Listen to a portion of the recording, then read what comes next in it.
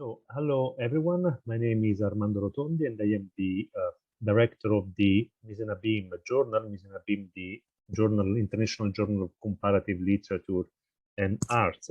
And we are starting again our artist series, this talk with artists and professionals of the world of culture. And I'm very happy to have today Sarah Jane Mason, who is the artistic director together with Simon Turner of Lacuna Festivals in Spain, based in Canary Island, in Lanzarote precisely. So welcome to this short talk together. Thank you for having me. So, Sarah, the first question is quite, let's say, a question as an introduction. So, you created this festival with Simon Turner in Spain, in Lanzarote, but you as an artist, you train and you work at originally in the UK. So how is a little bit your, let's say, patterns and a little bit how you move from your background then to be also an organizer of a festival like the Lacuna one? That's quite a big question with quite a big answer. So I'll try and keep it as succinct as possible. So I trained in the UK, and I still work in the UK, and I split my time. Simon stays in Lanzarote all year round, but I split my time between the UK and between Lanzarote. I still have a lot of connections here with places like the Tetley Leaf Art Gallery, Yorkshire Sculpture Park, and various schools. I'm an artist in residence for a school in Sheffield this year. So my practice is also split between these two countries. So my kind of participatory work and my arts education work is still very heavily rooted in the UK. Most of my personal practice takes place in Lanzarote because I have a beautiful studio space there. And as for the festivals came about because of a relationship that I already had with a tutor called Professor Kenneth G. Hay, who ran a grassroots art festival in a tiny little village called La Roque in France. And he ran that festival for 10 years. And I participated, I think, for 8 years. And he said, when I was talking about the fact that I was going to have this place in Lanzarote and I was going to be splitting my time, he suggested, well, why don't you run a festival there? You know, I can help you set it up. And so that's what we did. The first year it was a twin festival with La Roque. And then Ken decided that he was going to take a little break from running the festival, so he's not ran a festival since that first year, but we've continued striking out on our own, I guess, every year since then. I'm interested in one thing that you said about your practice, that is the idea of the participation and the participatory practice that is one of the core elements of your work. And also, I feel that is also a very strong element of the festival that you are running, because also having participated myself in one of the edition of the festival in the last year one, I felt that also working with many different artists all around the world, you have also this idea of participation. So it's not just a festival where you collect and curate the exhibition, but you continuously want that the artists can participate in building like a community or an experience. For example, with the Instagram, let's say, project. So like this sharing of Instagram is very quick example. So how important is for you this idea of participation in your work? For me, participation is huge. It's huge in my own practice and as part of the festivals. I think it's the way that I've really learned how to develop my own practice and my own career. And I think that I was given opportunities to participate in things that were really exciting and kind of contemporary and cutting edge, and things I wouldn't have thought of myself when I was a young artist, an emerging artist. And through those opportunities, I'm now a totally different artist, a totally different practitioner. And when you've had that sort of support around you and encouragement around you. And I've seen what it's done for me and for other people. I want to give that back. I want to sort of pass that on.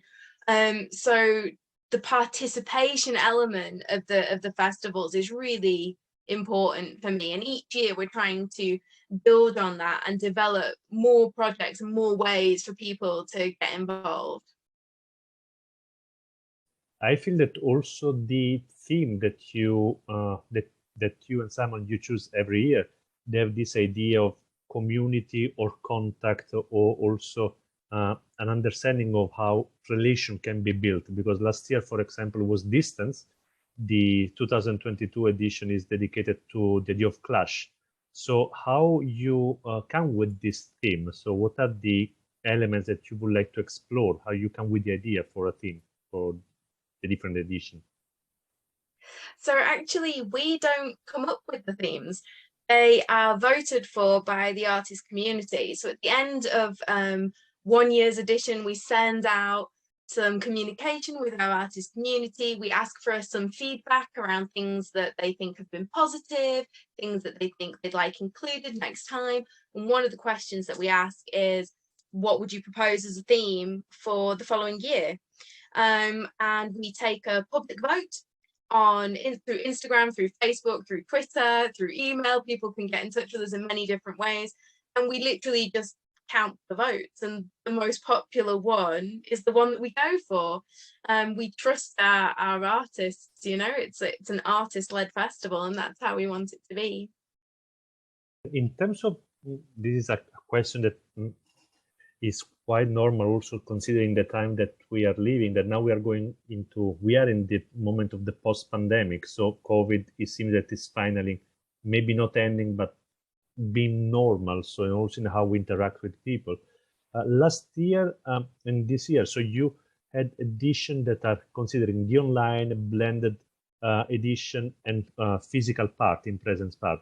As an artist, how did you live this absence for a couple of years of the physical presence of the artist and of the visitor, of the audience, and now in a blended situation?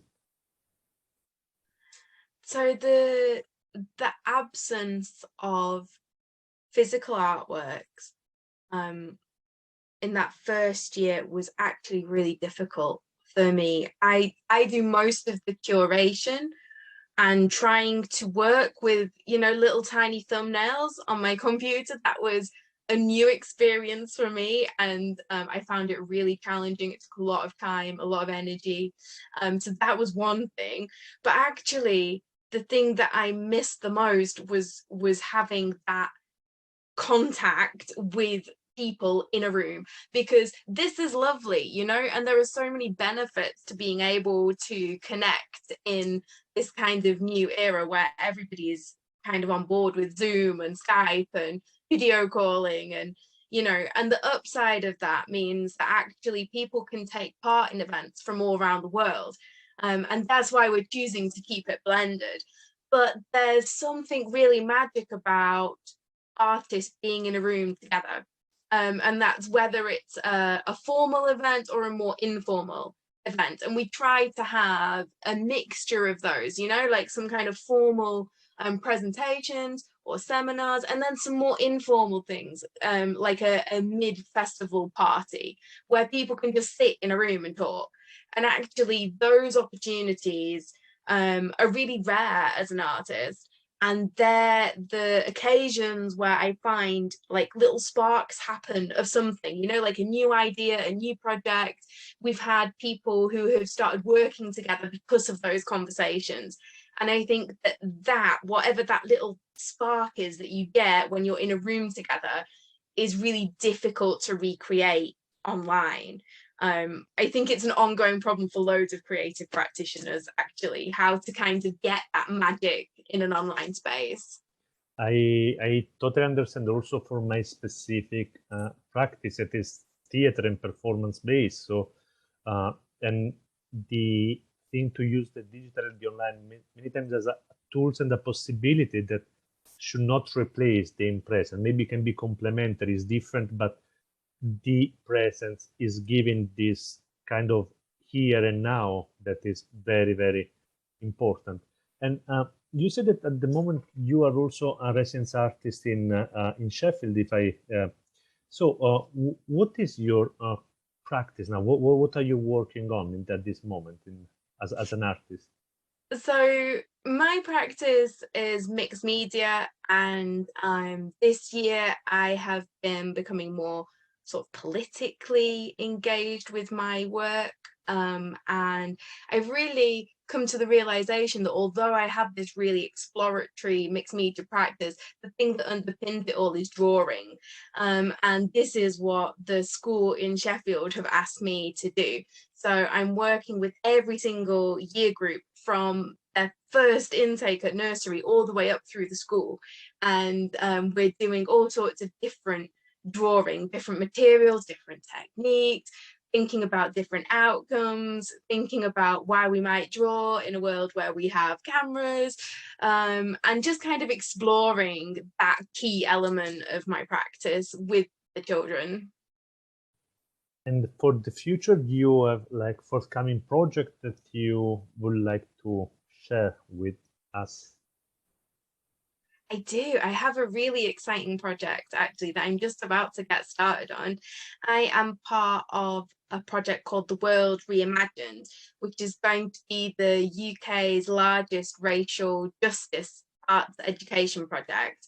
And I'm going to be working with a primary school in Leeds and a secondary school in Birmingham, sharing different ideas and exploring different ideas of racial justice.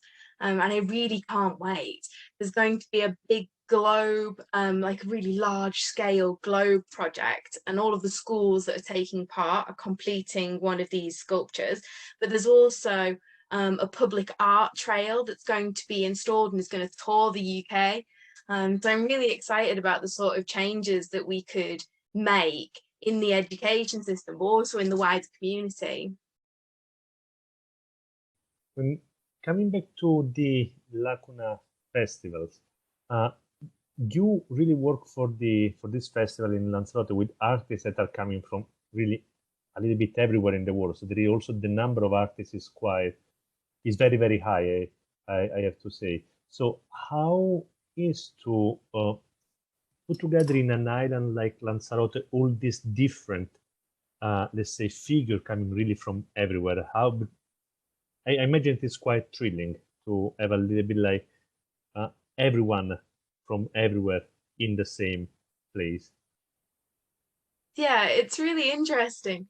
And it's actually, there's kind of this dual thing going off, because on the one hand, Lanzarote is known as a place where people travel to, and where people, lots of immigrants live there, have chosen to live there, as well as the local population. There's also quite a history of travel between Lanzarote and other countries in South America and in the Caribbean, as well as in the peninsula and mainland Spain.